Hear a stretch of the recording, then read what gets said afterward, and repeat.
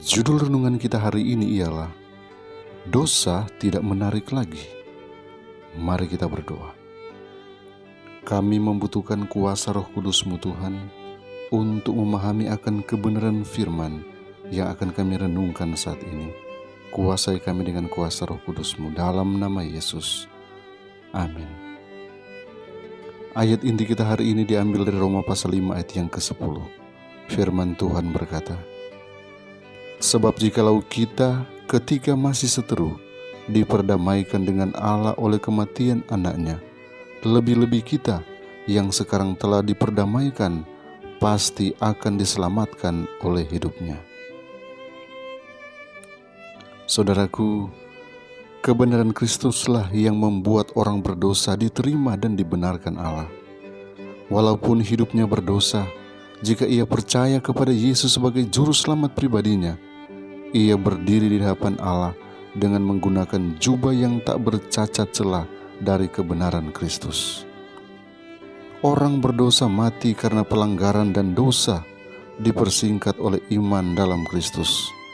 Ia melihat dengan iman bahwa Yesus adalah juru selamatnya dan ia akan hidup selamanya. Dan ia dapat menyelamatkannya jika saja ia datang kepada Allah melalui Yesus. Dalam penebusan untuknya, orang percaya melihat suatu efisiensi dalam panjang dan tinggi dan dalamnya satu nafas. Melihat betapa suatu kesempurnaan penebusan yang dibeli dengan suatu harga yang sangat mahal, sehingga jiwanya dipenuhi dengan pujian dan rasa syukur.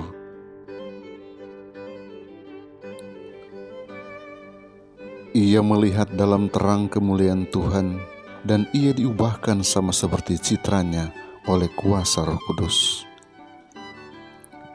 Ia melihat jubah kebenaran Kristus ditenun dalam mesin tenun surgawi, dibungkus dengan penurutannya dan dianugerahkan kepada jiwa yang bertobat melalui iman di dalam namanya. Pada saat orang berdosa memandang kepada Yesus yang mempunyai karisma yang tak tertandingi, dosa tidak lagi terlihat menarik bagi orang itu, karena ia memandang pemimpin tertinggi di antara 10.000, satu-satunya yang indah. Ia menyadari melalui pengalaman pribadi akan kuasa Injil yang desainnya hanya bisa diimbangi oleh kemuliaan tujuannya. Kita mempunyai juru selamat yang hidup. Dia tidak berada dalam kuburan Yusuf yang baru. Ia bangkit dari antara orang mati dan naik ke atas sebagai pengganti dan penjamin bagi setiap jiwa yang percaya. Sebab itu kita yang dibenarkan oleh iman, kita hidup dalam damai sejahtera dengan Allah oleh karena Tuhan kita Yesus Kristus. Roma 5 ayat 1. Orang berdosa dibenarkan oleh karena kebaikan Kristus, dan ini adalah pengakuan Allah akan kesempurnaan dari penebusan bagi manusia. Bahwa Kristus taat sampai mati di kayu salib adalah sebuah janji dari penerimaan akan orang berdosa yang bertobat oleh Allah. Lalu apakah kita masih membiarkan diri kita mengalami keraguan-raguan dan percaya dan ragu-ragu? Kita berdiri di hadapan Allah karena kebaikan-Nya, bukan karena kebaikan yang ada dalam diri kita, tetapi karena iman kita dalam Tuhan kebenaran kita.